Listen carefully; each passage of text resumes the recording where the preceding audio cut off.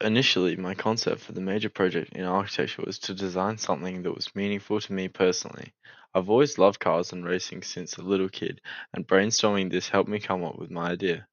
Instead of having an annual construction crew put up and pack down a temporary setup of grandstands and pit lanes every year for the Adelaide 500 race, I asked myself, is it possible to have a year round permanent building for events like this and others whilst maintaining the parkland's ambiance? The key points outlined in my design brief was the requirement that the building must be useful to the public when it's not in use for racing events. Its day-to-day operations should provide the public with amenities and indoor spaces which complement the outdoor experience expected of the parklands. This meant that a cafe or restaurant and function spaces were going to be crucial to meet these criteria and to draw the general public to experience and embrace the building. The most important connection point of the building and the most conscientious in terms of maintaining the parklands as open public space was found to be maintaining the parklands feel throughout the design, especially the green space on the roof and exteriors where the building is most visible. I found that the biggest challenge that my building would have in terms of functioning as a pit lane structure would be the sound from the track reverberating through the internal space. This is where the issues investigation was used, exploring how to mitigate the sound from the cars outside coming into the building and preventing the echo within the mostly concrete open plan structure. It was found that using acoustic foam was the most adaptable and capable of the tested materials, hence its widespread application across the building as seen on both the ceiling of the levels and the walls of some of the function rooms.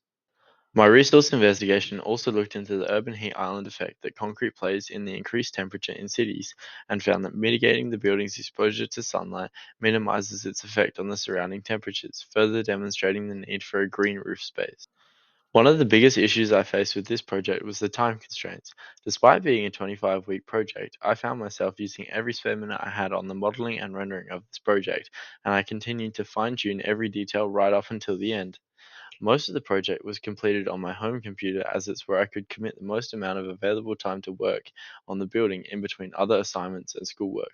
I found that constant progress was the best way for me to conquer this challenge, and staying up to date with my Gantt chart was one of the tools that I used the most. Being able to see what I needed to do next and when it should be finished by was the best way to keep me on schedule. Breaking up all of the different spaces into modular designs allowed me to speed up the modeling process and fill the space with useful building blocks, such as replicating the interiors of the pit lane, office areas, and bathrooms and changing a few aspects between them, such as colors or branding, to give a fuller, more detailed look to the final project. I would consider myself to be quite skilled using the SketchUp and Lumia programs, having used them both for around 5 years, and hence I ran into very few problems with the actual modeling of my building. Despite this, I did find that it was extremely challenging to sync the changes between my model in SketchUp and what I could see in Lumion, as it would often crash or take hours to load. This was due to the size of the file that was trying to constantly be updated. I found that the best way to get around this constant lag and crashing of the programs was to temporarily remove my restaurant model, as it was the largest, most demanding component.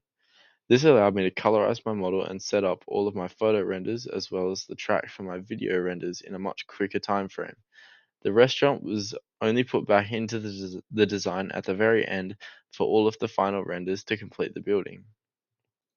Another major problem that I encountered was rendering times, especially for the video renders, as initially I wanted to get a very high quality render using very demanding settings such as ray tracing. This meant that my initial video render took over 6 days and the lighting ended up being flickery. This led me to redo most of my rendering with all the rendering settings removed to stop the flickering and reduce the time needed to render to under 2 days. If I could restart this project, I would have picked a much smaller scale project so that I could have focused less on trying to run a very laggy Lumion and SketchUp and therefore spend more time on the overall production of both my product and my folio.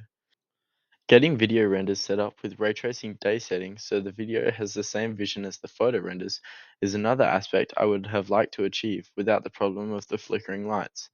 All other aspects of my renders, however, I was extremely happy with.